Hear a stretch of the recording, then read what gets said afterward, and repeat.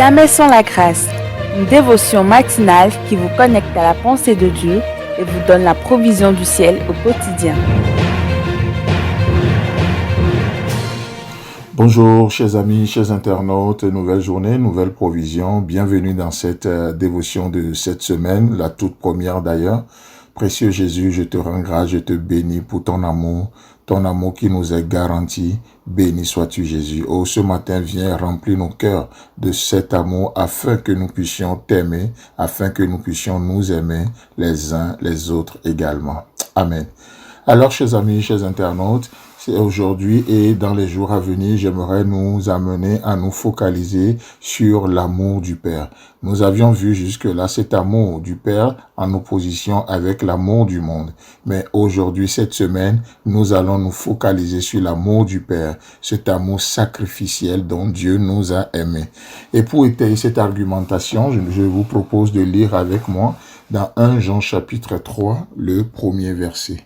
1 Jean chapitre 3, le premier verset. Là, il est écrit: « Voyez quel amour le Père nous a témoigné pour que nous soyons appelés enfants de Dieu.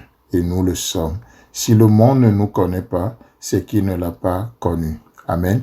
Alors, dans ce verset, un magnifique verset d'ailleurs, l'apôtre nous dit de voir. Voyez. Voyez, nous avons cette exhortation à voir. Et la question que je me pose et que j'aimerais vous poser ce matin, c'est que voyez-vous? Que voyez-vous ce matin?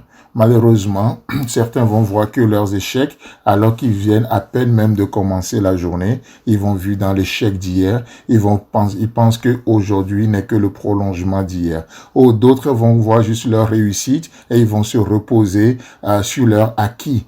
Mais que voyez-vous ce matin? D'autres vont juste voir leur passé, certains vont voir leur incapacité, d'autres vont voir que leur habileté. Vous savez, il y a tellement de choses à voir, n'est-ce pas? Lorsque nous regardons autour de nous, il y a tellement de choses à voir. Mais ici, si nous sommes appelés à voir l'amour dont le Père nous a témoigné, c'est que cet amour n'est pas invisible.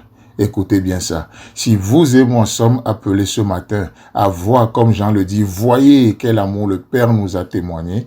Si Jean nous montre cet amour, il nous demande de voir cet amour dans tout ce que nous traversons, dans tout ce que nous vivons, de voir cet amour dans tout ce qui vient vers nous, c'est que cet amour n'est pas invisible. Et cet amour n'est pas seulement en parole non plus. Cet amour ne constitue pas seulement en parole, mais cet amour s'est manifesté à la croix. L'amour de Dieu s'est manifesté à la croix. Et c'est cet endroit, c'est à cet endroit-là, cette croix qui a été plantée au mont Golgotha pour que tout œil puisse le voir. Vous savez, le mont Golgotha, c'est l'endroit le plus élevé. C'est une montagne. Et ce n'est pas pour rien que cet endroit a été choisi. Oh, peut-être Christ choisirait la vallée, ça peut passer inaperçu, n'est-ce pas? Mais l'amour de Dieu a été manifesté à la croix, mais à Golgotha, sur ce mont le plus élevé, sur cette montagne, afin que quiconque le désir, afin que quiconque, même l'aveugle, peut voir cet amour. C'est pour ça que la Bible nous dit de voir, de ressentir, de goûter combien Dieu est bon. Amen. C'est pas beau ça? C'est très merveilleux, n'est-ce pas? De voir, d'entendre l'amour de Dieu ce matin. Voyez quel amour. Voyez quel amour. Oh, lorsqu'il nous dit de voir, qu'est-ce que nous voyons? Nous voyons la croix. Et si nous considérons la croix ce matin, nous voyons la valeur de ce qui a été fait. Si nous considérons la croix de Golgotha ce matin, nous considérons le prix qui a été payé. Nous considérons et nous touchons du doigt, nous touchons l'amour palpable. Si cet amour n'est pas manifesté, si cet amour n'est pas palpable, alors Jean n'allait pas nous dire de voir.